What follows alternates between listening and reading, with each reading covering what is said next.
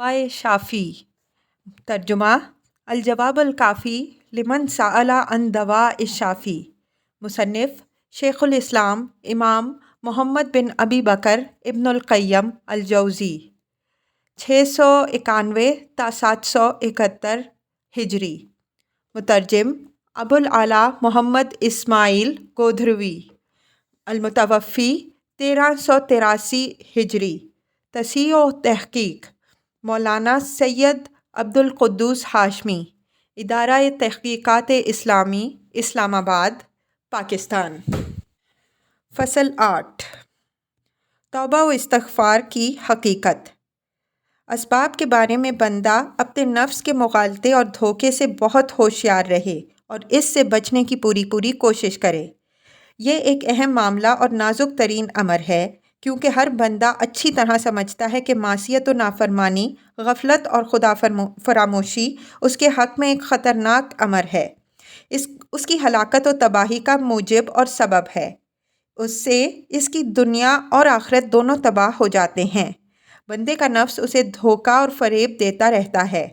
ऐसा कभी अल्लाह ताला के अफ़्व व दरगुज़र और मग़फ़िरत व बख़्शिश की उम्मीद पर होता है, कभी ज़बानी तौबा व इस्तिग़फ़ार, कभी अदना दर्जे के मुस्तहबात पर भरोसे से, और कभी इल्म व मंज़िलत के गर्रे पर, कभी तकदीर की आड़ लेकर, कभी अपने जैसे लोगों के आमाल व किरदार को दलील बनाकर, कभी उन लोगों की इक़्तिदा की बिना पर जो रियासत व अमारत, जाह व मंज़िलत के फ़ितने में पड़कर दुनिया के इवज़ अपना दीन बर्बाद कर चुके हैं।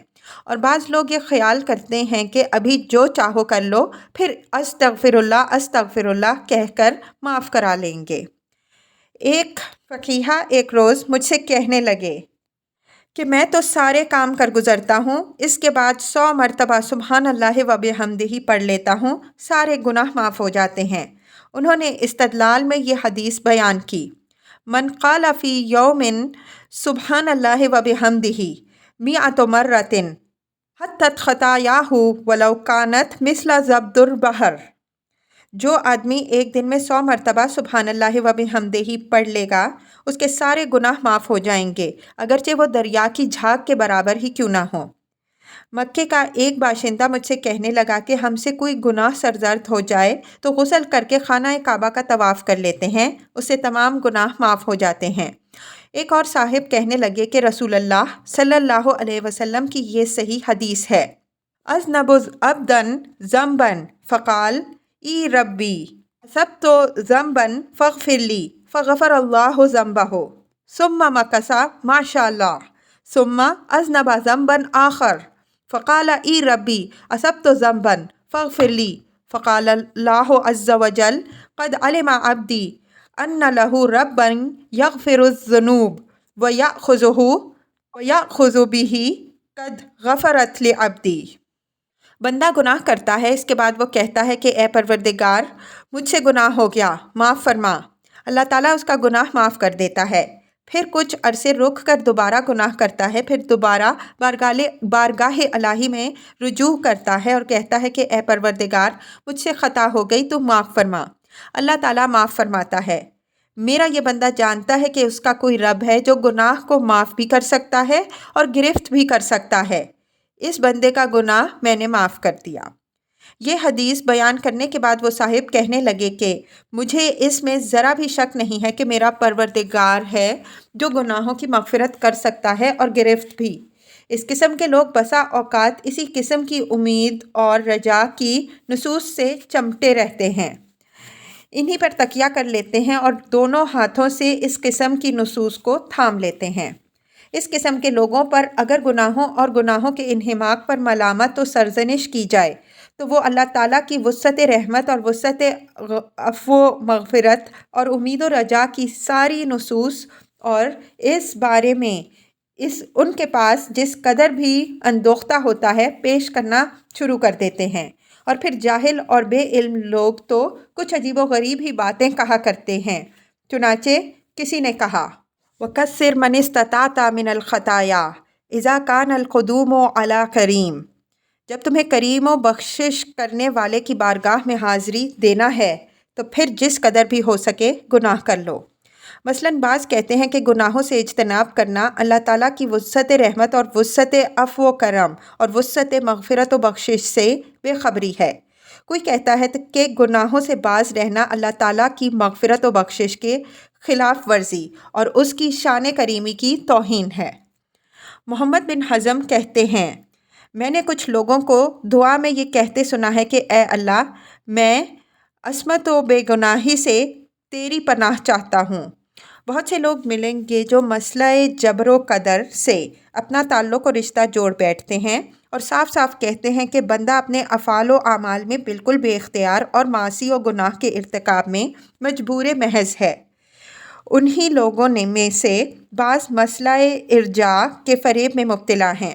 کہتے ہیں کہ ایمان صرف تصدیق قلب کا نام ہے، اعمال تو ایمان سے کوئی تعلق اور واسطہ نہیں۔ فاسق سے فاسق ترین آدمی کا ایمان اور جبرائیل و میکائیل کا ایمان برابر ہے۔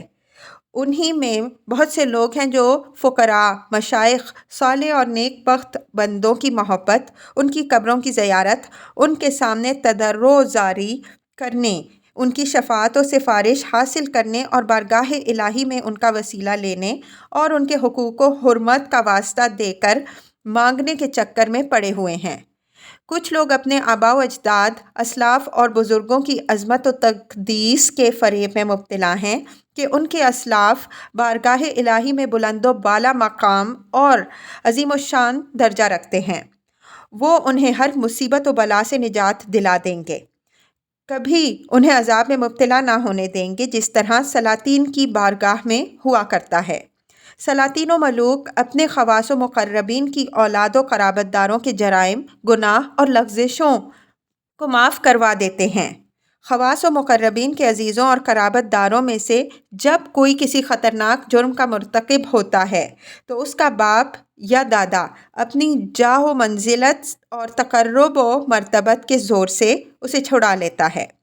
بعض فریب خوردہ اس چکر میں پڑے ہوئے ہیں کہ بندے کے عذاب سے اللہ تعالیٰ بالکل مستغنی ہے۔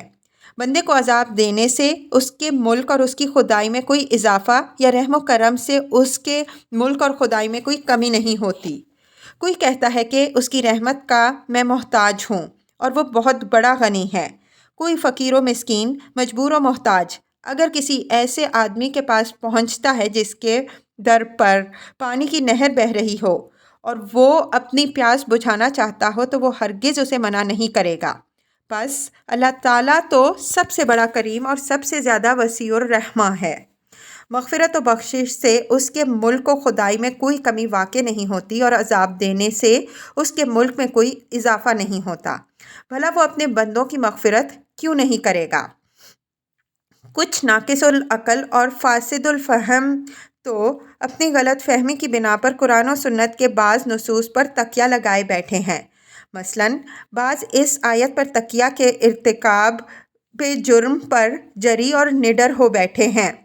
وَلَسَوْفَ يُعْطِيكَ رَبُّكَ فَتَرْضَىٰ دوحہ 5۔ اور اے پیغمبر صلی اللہ علیہ وسلم، تمہارا پروردگار آگے چل کر تمہیں اتنا دے گا کہ تم خوش ہو جاؤ گے۔ یہ آیت پیش کرنے کے بعد کہتے ہیں کہ رسول اللہ صلی اللہ علیہ وسلم کبھی اس بات سے راضی نہ ہوں گے کہ آپ صلی اللہ علیہ وسلم کی امت میں سے ایک آدمی بھی جہنم میں جائے۔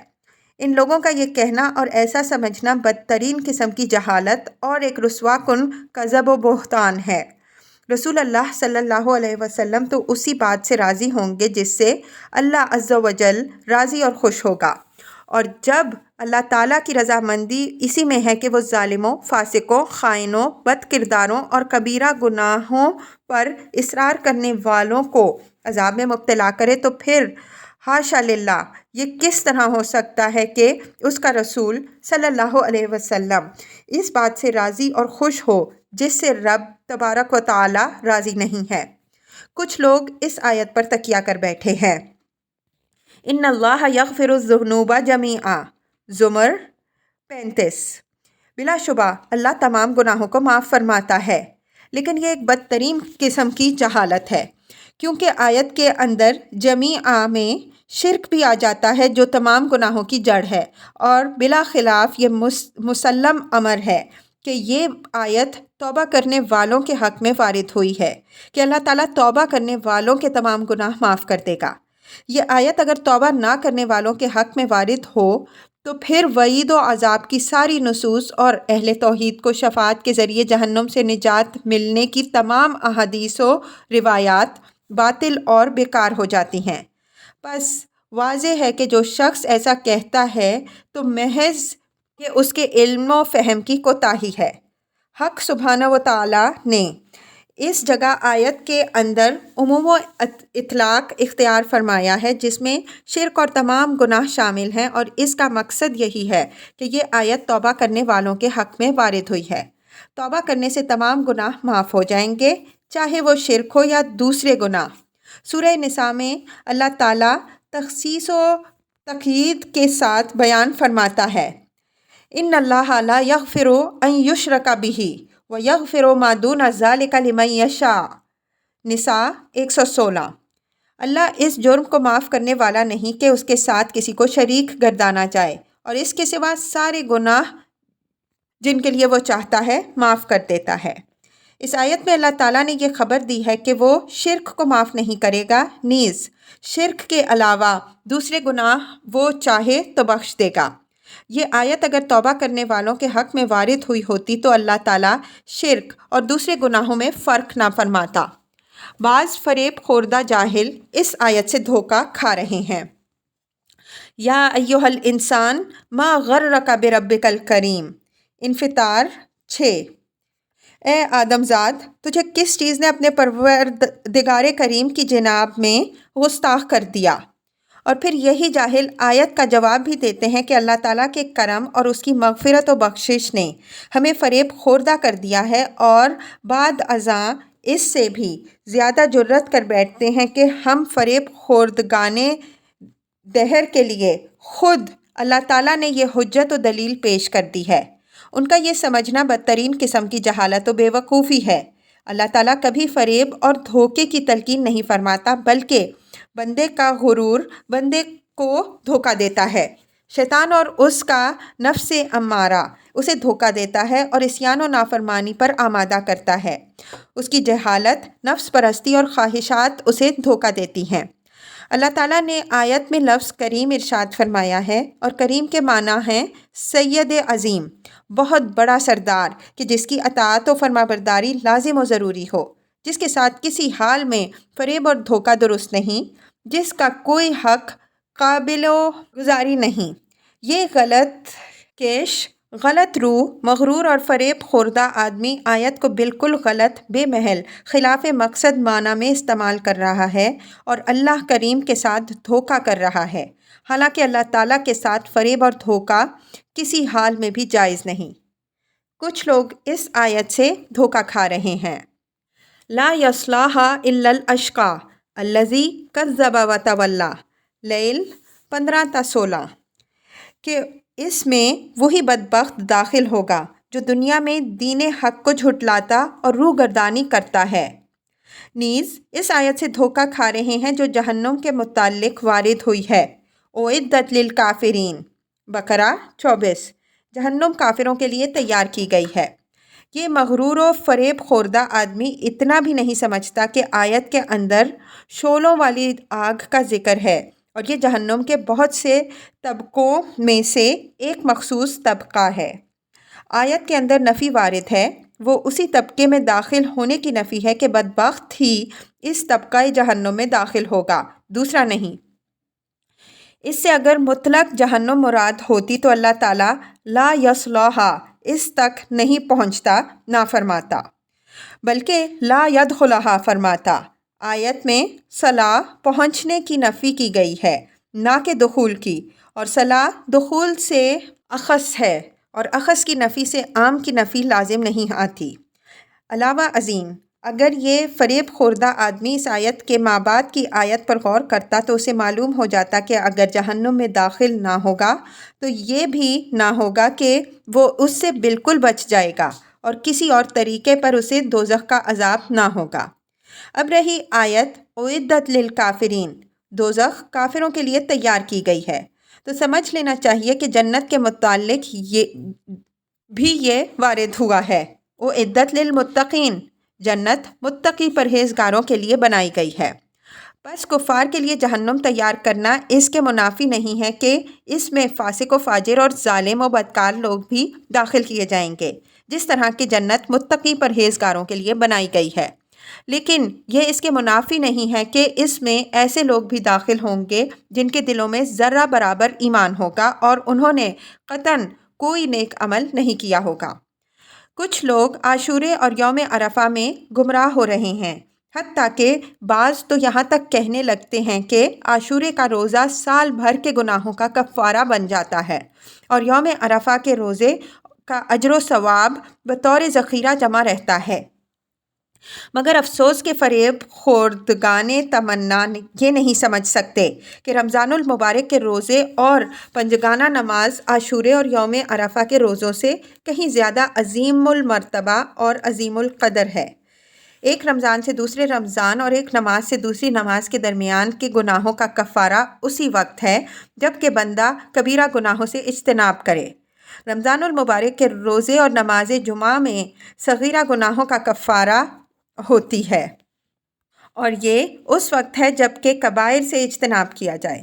رمضان المبارک اور نماز جمعہ کی عظمت و تقدیس اور کبائر سے اجتناب، یہ دو قوتیں مل کر صغیرہ گناہوں کے کفارے کی قوت پیدا کر لیتی ہیں۔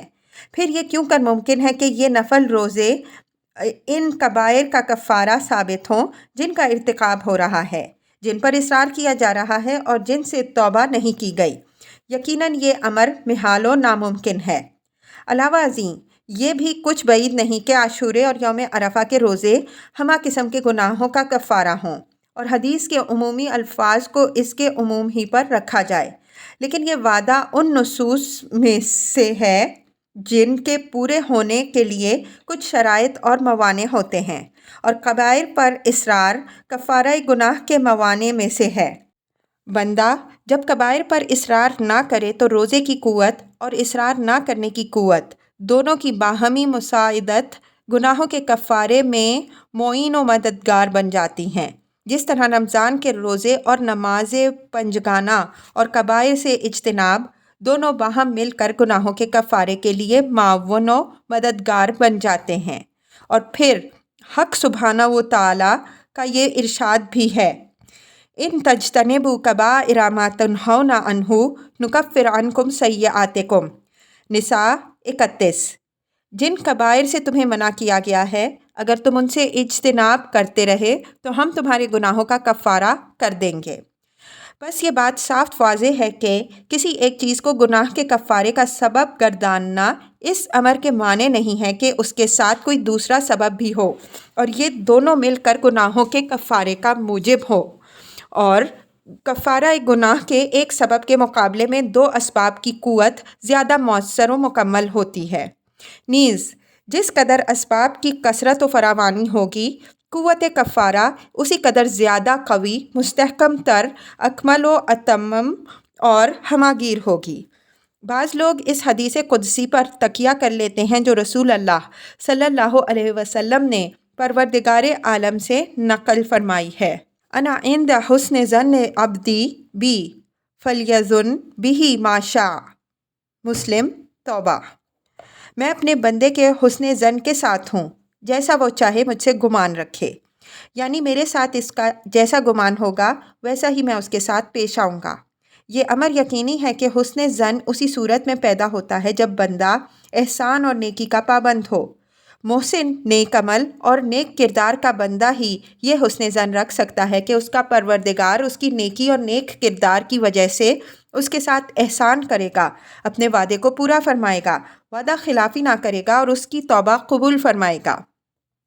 وہ انسان جو مجرم اور گناہ گار ہے اور جو کبائر کا ارتکاب کرتا ہے، ظلم و جور کا خوگر ہے، پروردگار عالم کے احکام و اوامر کی خلاف ورزی کرتا ہے اور اس پر اصرار کرتا رہتا ہے، ایسے انسان میں اس کے معاصی و جرائم اور اس کا ظلم و جور ایسی خطرناک وحشت پیدا کر دیتے ہیں جو پروردگار عالم کے ساتھ حسن ظن پیدا ہونے میں سخت رکاوٹ بن جاتی ہے۔ روز مرہ مشاہدے کے مطابق ایک مغرور غلام جو اپنے سید و آقا کا مجرم ہو، اس کی اطاعت و فرما برداری سے نکل چکا ہو، اپنے سید و آقا کے ساتھ کبھی حسن ظن نہیں رکھ سکتا۔ گناہوں کی وحشت اور حسن ظن کبھی یکجا نہیں ہو سکتے۔ گناہگار مجرم اسی قدر متوحش ہوگا جس قدر اس کے جرائم اور گناہ ہوں گے۔ پروردگار عالم کے ساتھ وہی آدمی حسن ظن اور زیادہ سے زیادہ نیک گمان رکھ سکتا ہے جو اس کا زیادہ سے زیادہ مطیع و فرما بردار ہو۔ اس ضمن میں حضرت حسن بصری رحمہ اللہ کا قول ہے: ان المؤمن احسن الظن بربہ فاحسن العمل وان الفاجر اساء الظن بربہ فاساء العمل۔ مومن اپنے پروردگار کے ساتھ حسن ظن رکھتا ہے، اس لیے وہ اچھا عمل کرتا ہے، اور فاسق و فاجر آدمی اپنے پروردگار کے ساتھ برا گمان رکھتا ہے، اسی لیے وہ بد عملی کا ارتکاب کرتا ہے۔ لہٰذا وہ شخص جو اللہ تعالیٰ سے بھاگا بھاگا پھرتا ہے، اس کی خفگی کے مواقع میں دوڑا دوڑا پھرتا ہے اور اس کے غضب کے مواقع پر ڈیرے ڈالتا رہتا ہے، ذلت و رسوائی کے میدانوں میں مارا مارا پھرتا ہے، حقوق الہی کی توہین و ناقدری کرتا ہے، اس کے فرامین کو ٹھکراتا ہے، اس کے محرمات و نواہی کو معمولی چیز سمجھ کر ان کا ارتکاب کرتا ہے اور اس پر اصرار کرتا ہے۔ وہ بھلا کس طرح اپنے پروردگار کی جناب میں حسن ظن رکھ سکتا ہے؟ وہ شخص جو پروردگار عالم کے مقابلے میں اعلان جنگ کر رہا ہے، اولیاء الہی اور اللہ کے دوستوں سے دشمنی کر رہا ہے، اس کے دشمنوں سے دوستی کی گرہ باندھتا ہے، اللہ تعالیٰ کی ان صفات کمالیہ کا انکار کر رہا ہے جو خود اللہ تعالیٰ نے اپنے لیے بیان کی ہیں، اس کے رسول اللہ صلی اللہ علیہ وسلم نے پیش کی ہیں، اس طرح اس نے ذات خداوندی کے ساتھ سوءظنی پیدا کر رکھی ہے اور اپنی جہالت کی وجہ سے ان صفات کمالیہ کے متعلق یہ خیال باندھ رکھا ہے کہ ان کے ظاہری معنی ضلالت اور کفر ہے۔ بتائیے کہ ایسا شخص پروردگار عالم کے ساتھ حسن ظن کیوں کر اور کس طرح رکھ سکتا ہے؟ وہ شخص بھلا اللہ تعالیٰ کے ساتھ کیوں کر حسن ظن رکھ سکتا ہے جو یہ سمجھتا ہو کہ اللہ تعالیٰ کلام نہیں کرتا، نہ کسی چیز کا حکم دیتا ہے، نہ کسی چیز کی ممانعت کرتا ہے، نہ وہ کسی بات سے راضی ہوتا ہے، نہ کسی بات سے خفا، اور حال یہ ہے کہ اللہ تعالیٰ ان لوگوں کے حق میں جو یہ خیال کرتے ہیں کہ مخفی باتوں کو وہ نہیں سنتا، فرماتا ہے: وَذَلِكُمْ ظَنُّكُمُ الَّذِي ظَنَنْتُمْ بِرَبِّكُمْ ارداءکم فاصبحتم من الخاسرین۔ حمیم السجدہ 23۔ اور یہ بدگمانی جو تم نے اپنے پروردگار کے حق میں کی، تمہاری بدگمانی ہی نے تو تمہیں تباہ کیا ہے۔ یہ لوگ جب خیال کر رہے ہیں کہ اللہ تعالیٰ ان کے بہت سے اعمال و افعال سے بے خبر ہے، تو یہ پروردگار عالم کے ساتھ سوء ظن نہیں تو اور کیا ہے؟ یقیناً یہ بدترین قسم کی بدگمانی ہے۔ یہ اس شخص کا حال ہے جو اللہ تعالیٰ کی صفات کمالیہ اور اوصاف جلالیہ کا انکار کر رہا ہے اور ایسی صفات سے ذات الہی کو متصف گردانتا ہے جو اس کے شایان شان نہیں ہے۔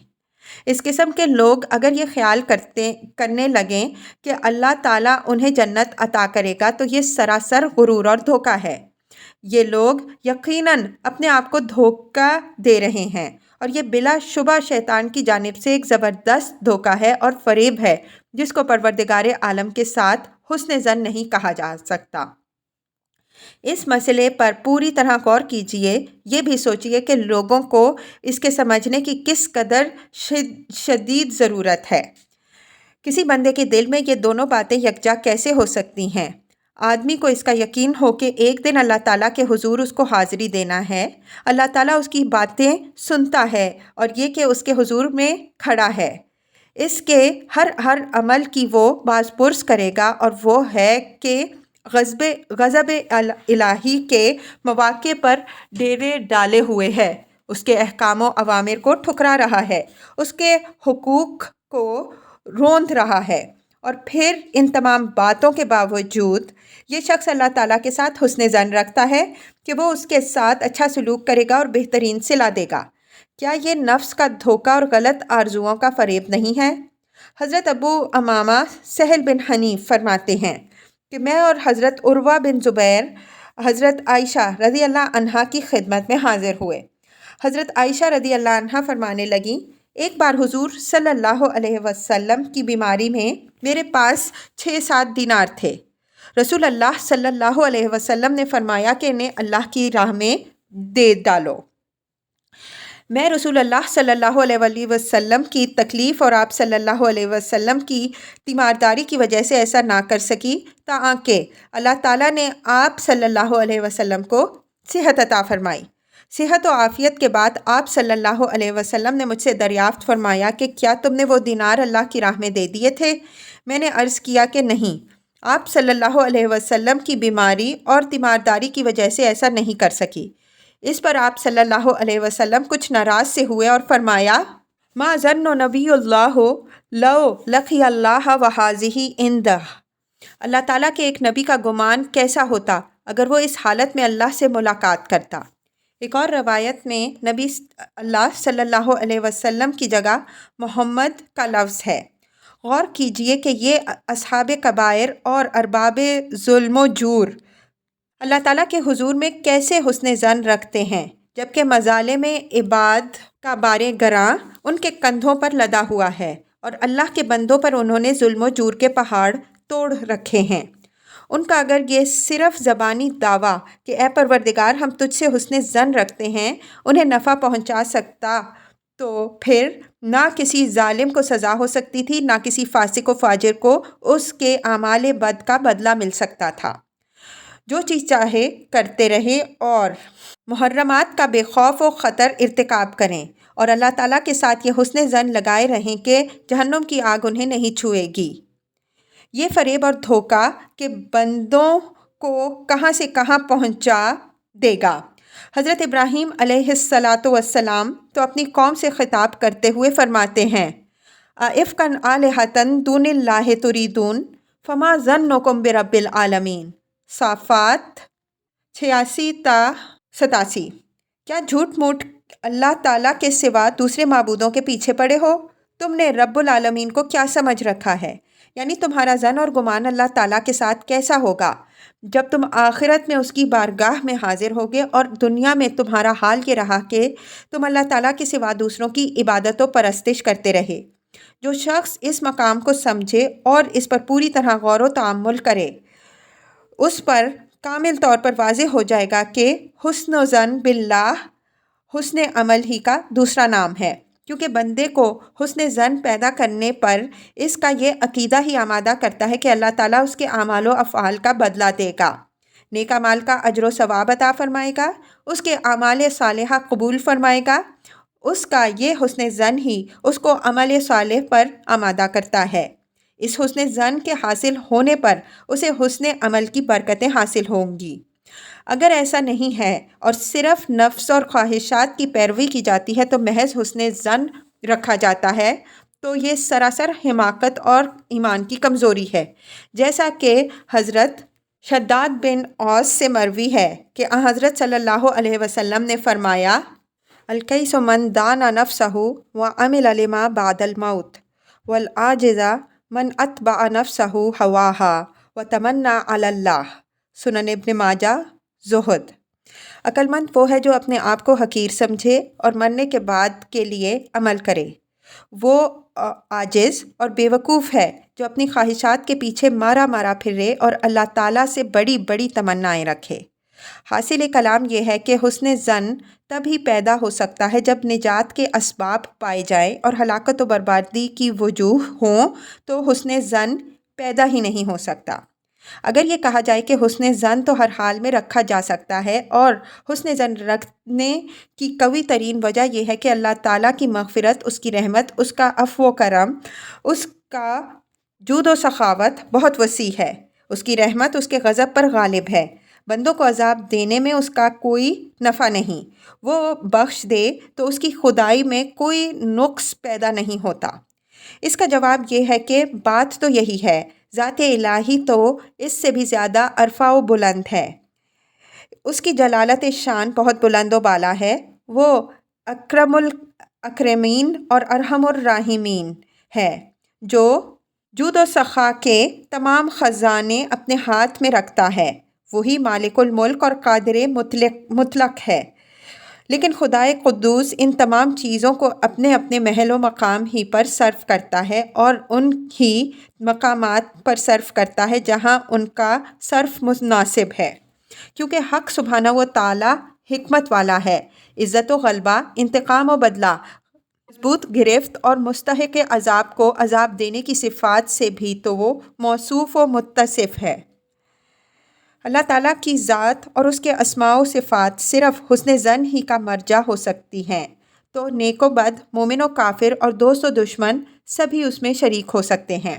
بس یقینی امر یہ ہے کہ مجرم کے لیے اسماء الہی اور صفات خداوندی سود مند نہیں ہو سکتی، کیونکہ وہ اللہ تعالیٰ کی خفگی اور اس کے غضب کا بار اپنے کندھوں پر لادے ہوئے ہے، اللہ تعالیٰ کی ناراضگی کے کاموں میں اپنا وقت برباد کر چکا ہے اور محرمات کا ارتکاب اور اس کی محترم چیزوں کی حقارت و توہین کرتا رہا ہے، بلکہ حسن ظن اس شخص کے لیے سود مند ہے جس نے توبہ و انابت اور ندامت و پشیمانی کے آنسو بہائے اور گناہوں کی جڑیں اپنے اندر سے اکھاڑ پھینکیں اور گناہوں کو نیکیوں سے دھویا اور اپنی بقیہ عمر خیر و طاعت اور نیک اعمال میں صرف کی، اور پھر حسن ظن قائم رکھا۔ حسن ظن کی صحیح ترین صورت اور واقعی حقیقت یہی ہے۔ پہلی صورت سراسر دھوکہ اور فریب ہے، واللہ المستعان۔ یہ فصل اگرچہ طویل ہو گئی لیکن تم اسے طویل نہ سمجھنا، ہر شخص کو اس کی ضرورت بلکہ شدید ضرورت ہے۔ اسے پڑھنے کے بعد تم حسن ظن باللہ اور فریب حسن ظن باللہ میں بآسانی فرق و امتیاز کر سکتے ہو، جیسے کہ اللہ تعالیٰ کا ارشاد ہے، ان الذین آمنوا والذین ہاجروا وجاہدوا فی سبیل اللہ اولئک یرجون رحمت اللہ۔ بقرہ 218۔ جو لوگ ایمان لائے اور انہوں نے اللہ کی راہ میں ہجرت کی اور جہاد کیا، یہی ہیں جو اللہ کی رحمت کی امید رکھتے ہیں، اور اللہ بڑا بخشنے والا اور مہربان ہے۔ اللہ تعالیٰ ان صفات کے لوگوں کو امید و رجا کا حقدار قرار دیتا ہے، نہ کہ ظالموں، فاسقوں اور بدکاروں کو۔ اللہ تعالیٰ مزید فرماتا ہے، ثم ان ربک للذین ہاجروا من بعد ما فتنوا ثم جاہدوا واصبروا ان ربک من بعدہا لغفور الرحیم۔ نحل 110۔ پھر جن لوگوں نے مبتلائی مصیبت ہو کر گھر بار چھوڑے، پھر اللہ کی راہ میں جہاد کیے اور تکلیفوں پر جو ان کو ترک وطن اور جہاد میں پہنچیں صبر کیا، تو تمہارا رب ان کے بعد قیامت کے دن بخشنے والا مہربان ہے۔ اس آیت میں اللہ تعالیٰ یہ خبر دیتا ہے کہ ان چیزوں پر عمل کرنے کے بعد اللہ تعالیٰ ان کے حق میں غفور و رحیم ہے۔ بس حقیقت یہ ہے کہ عالم و عقل مند امید و رجا کو اپنے محل و مقام پر رکھتا ہے، جبکہ جاہل اور احمق اسے بے محل و بے موقع استعمال کرنے کی کوشش کرتا ہے۔